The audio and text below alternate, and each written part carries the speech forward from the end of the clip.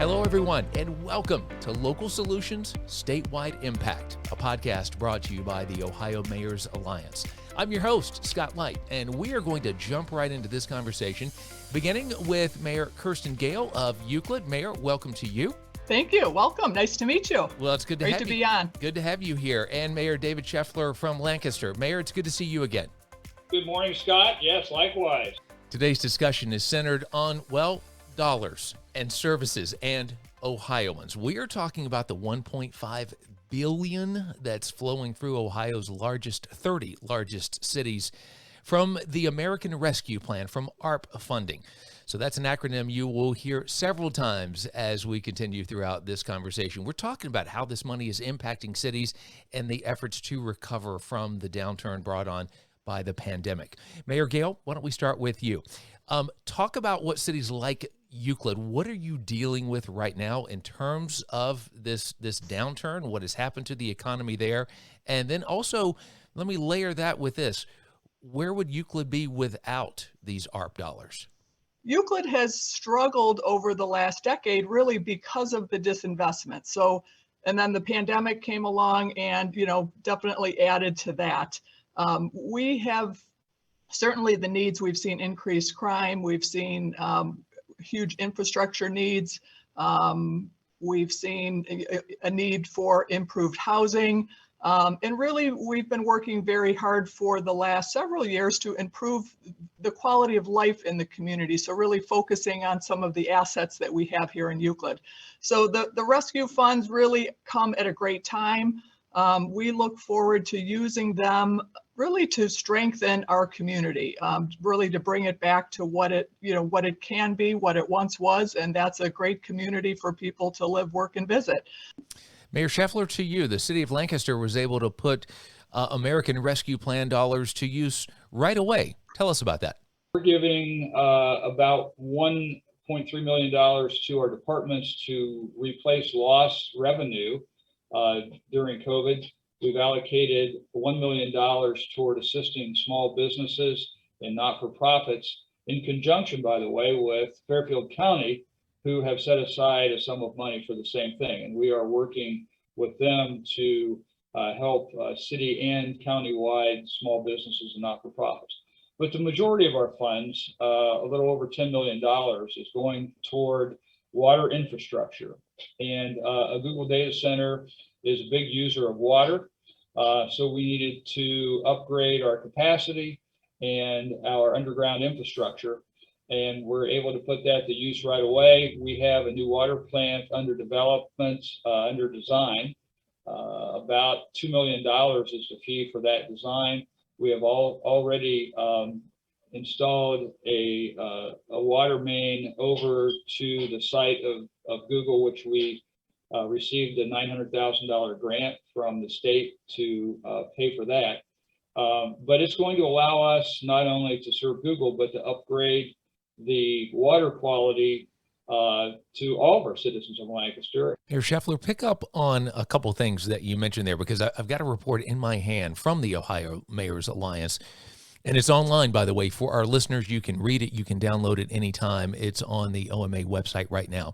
And this report outlines the needs that Ohio cities have and where these dollars, will go, where they will be addressed. The report kind of takes us one category at a time, going through things like infrastructure, community development, public safety, and things like that.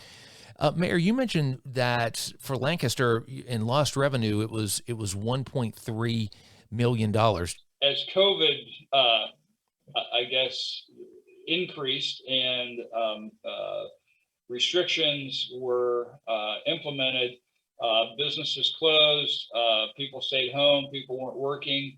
So our unemployment rate went from, I think, 4% prior to COVID up briefly to probably 20% or more. So revenue was lost, and that revenue loss was spread over any number of departments. Mayor Gale, what about the loss of revenue in the city of Euclid? How did it affect you? We actually, because of our industrial makeup, our revenue was fairly flat, but it has not grown. And so the cost of doing business and the cost of providing services has gone up. So we do anticipate using probably up to the $10 million that's allowed now for revenue replacement over the next 3 years.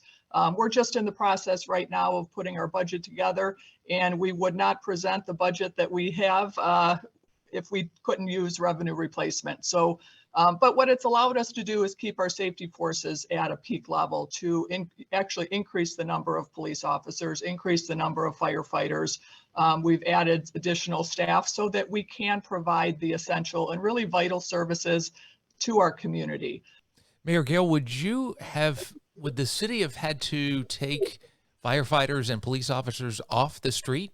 Could there be layoffs when it comes to first responders in the city of Euclid if it weren't for this money? You know, our priority is always safety, so that would have been the last resort. I will tell you, we would not have hired as we've been able to do the last year.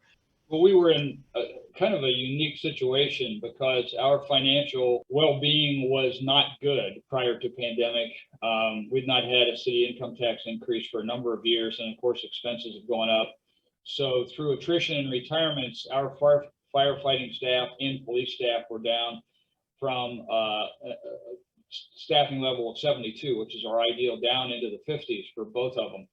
And fortunately, the citizens of Lancaster passed an income tax increase in November of 2020, which we started collecting in 2021. So that has helped us hire back at least some of the people that we need. Our commitment to the taxpayers was to increase our fire staffing to 84 and put a fourth staffed medic on the streets.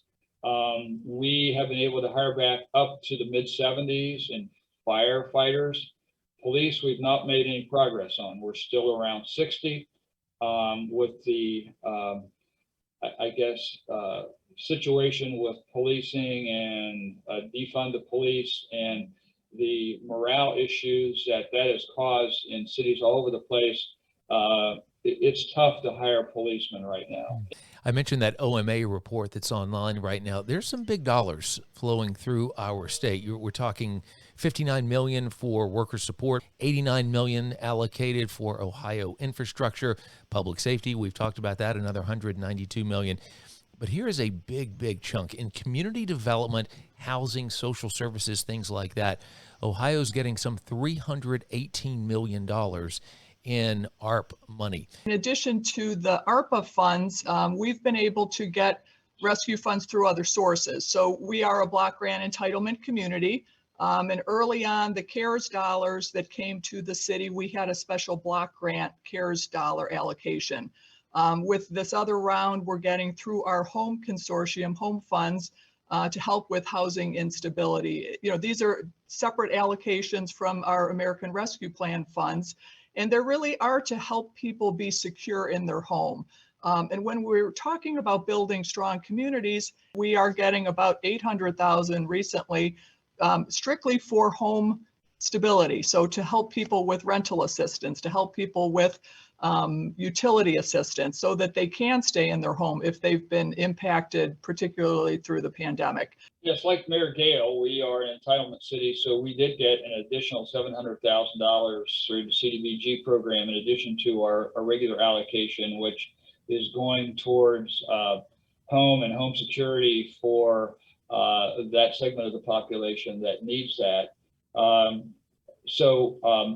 The $1 million of ARPA money that we've set aside, we're working with the county, as I said earlier, to help those not-for-profits like United Way. Mayor Scheffler, will these dollars help to just solidify your economic base, so to speak?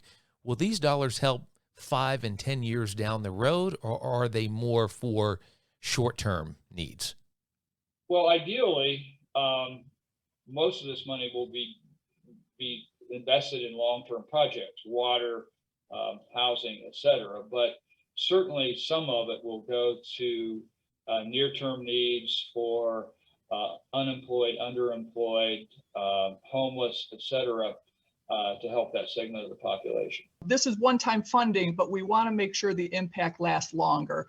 So one of the things we're considering is we've been part of a program called Recast Cities, which really is helping to find small entrepreneurs who are typically working out of their home, providing them with support for how to scale up their business and get them into a storefront. So our storefronts, we've seen storefronts empty during the pandemic. We want to do our part to help fill them, but we want to do it with local entrepreneurs. In the long term, we're hoping we're creating new businesses. We're giving these entrepreneurs the tools and the support to grow their business that will continue to grow long term. Let me ask you both about the messaging behind these tax dollars and services that we're talking about. I've got a quote from Kerry McCarthy from the Ohio Mayor's Alliance Executive Director, and he said this. He was talking about the report that OMA put together, and he said, "This report demonstrates how cities are using federal funding to balance their budgets, preserve jobs, keep in place necessary public services, and support public health during the COVID-19 pandemic," end of quote. My question to you on messaging, and Mayor Scheffler, why don't you start us off here? Does the general Ohio population know what these dollars are doing? Well, I'd be skeptical that they do.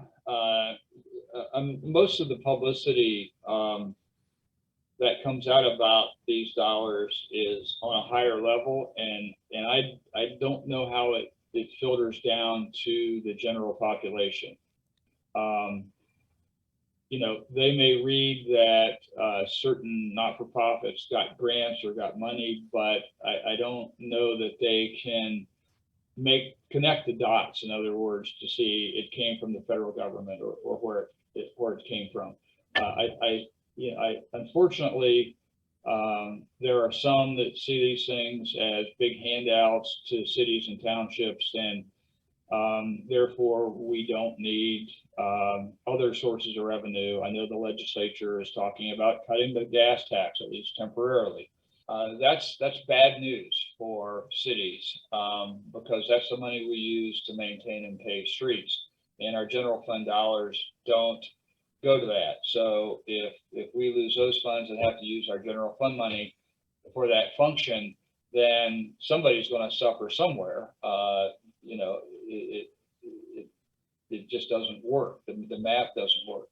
So these funds allow us to make, as Mayor Gale said, long-term investments that are going to benefit our population a long time down the road. We can provide immediate assistance to those in need, but for the long haul, I think this is good for the cities and the state in helping get us ready for growth, for economic development. And certainly it may impact us more than it does Euclid, but the big Intel announcement that came recently, we're only 25 miles safe from that site. So that will have a big impact on us, and we need to help get ready for that development. Mayor Gale, same question to you about the messaging. Does the messaging behind all of this entire program, does it need to be stepped up? Yeah, I think so. I think the average resident doesn't necessarily pay attention to where the funds are coming from or how much things cost. What they care about is, are the police able to respond? Is the fire department able to respond? Are my streets getting plowed? Are the potholes getting fixed? Is my garbage getting picked up? That's what they care about. And cities in Ohio have, for a decade, been having to really struggle, at least Euclid and cities like us, to maintain those critical services.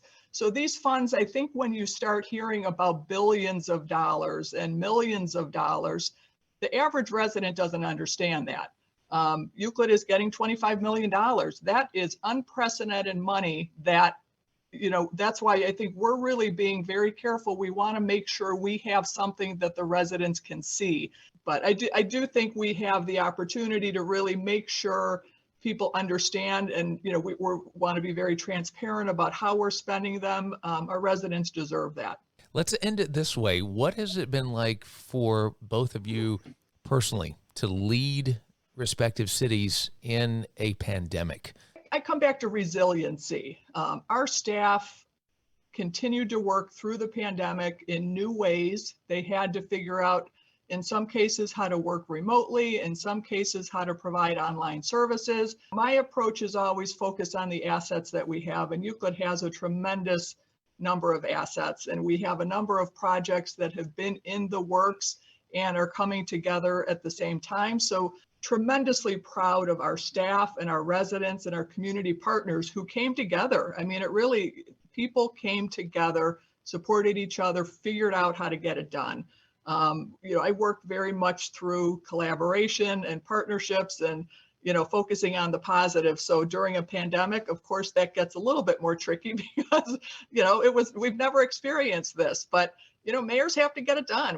Well, I agree with Mayor Gale that I can't say enough about our city employees and how they soldiered on during the whole thing. They showed up for work every day. And in some cases, we had to split departments into multiple locations that were accustomed to, working together. Flexibility was key. And I think we all got to it. I think it all made us stronger administrators for the effort, and gave everyone a big appreciation for the city staff and how hard they work. City employees, mayors, you guys get the job done every single day.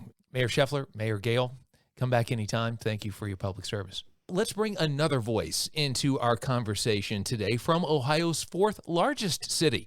We welcome Toledo Mayor Wade Kapsakevich to our podcast today. Mayor, it's good to see you again. It's great to be here. I'm really appreciative that you invited me onto your podcast. Well, you have been out front in talking about these Fed dollars that are coming down to cities like Toledo. You have been bringing people together, bringing coalitions together. And again, you've been out front and verbalizing publicly how these dollars are going to affect your city. Let's start broad. How are the American Rescue Plan dollars going to affect Toledo in the short term and when you look a little long term?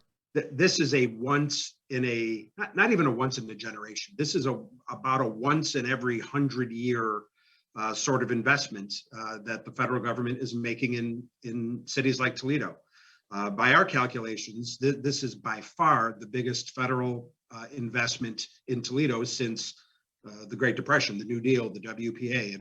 And so for the amount of money that Toledo received from the American Rescue Plan, which is $180 million, we decided to engage our citizens.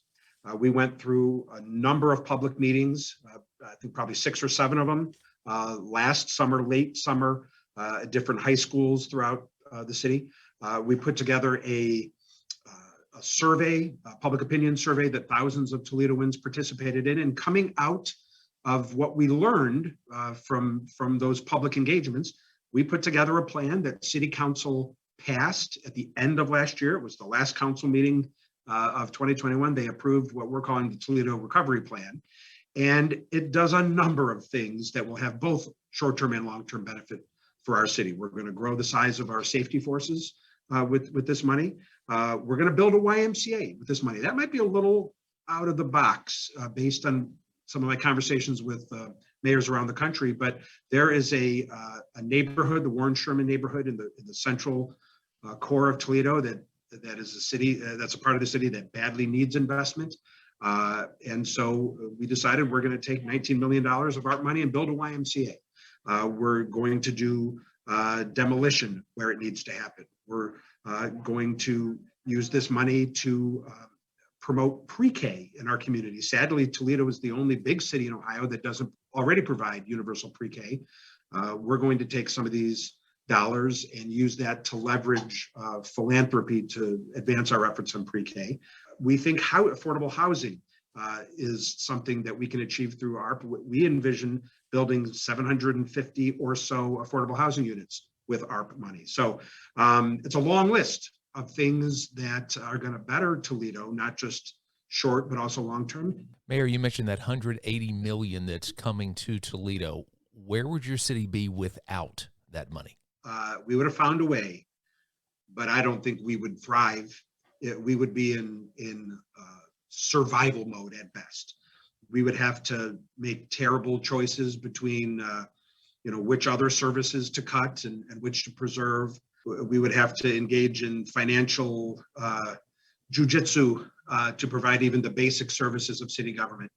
And that's just not a place that any of us want to be. I mean, one of the reasons I believe in city government so much, your local government, first of all, is closer to the people. I'm convinced that your city government is more in line with what the founding fathers sort of thought the House of Representatives might be before even the cheapest House of Representatives race became a $5 to $10 million flight of fancy. I think local government is what the founders had in mind, frankly, for how government is supposed to work. We're close to the people. Your mayor, your city council person, you'll bump into us at Kroger or sit next to us at church. Or in my case, you'll bump into me at the all-you-can-eat buffet. But the point is, we're close to the people. We're the closest level of government, and we work on the issues that people care about. I mentioned this a couple of minutes ago. You were the antithesis of sometimes what happens in Washington. You brought all kinds of people together. You sent out those surveys that you were talking about. You wanted feedback from your citizens. Let's dive into that a little bit in that of, say, the top 1, 2, or 3, if you're making a list of what the citizens of Toledo said they needed and wanted, what'd they tell you? Toledo was no different than any other city in the country. We had more, we saw a spike in violence, especially youth violence, much more than any of us can tolerate or find acceptable. And so, we heard a lot about programs and initiatives that could promote safety. So, lots of ideas. There was a real hunger for youth programming to provide kids maybe better and healthier options during the summer. And so we absolutely did that through ARP. We are going to spend $6 million, drastically increasing the menu of options for kids, whether it's, sports leagues or summer jobs program or enrichment, mentoring, you name it. That's the dollar amount we're assigning to it, which, by the way, is 3 times more than has ever been spent on that topic ever. We heard that loud and clear. But I'd like to use this opportunity to make this point. We heard something that we, leaders in municipal government and sort of the practitioners of local government, knew that we needed to do. We knew it was important.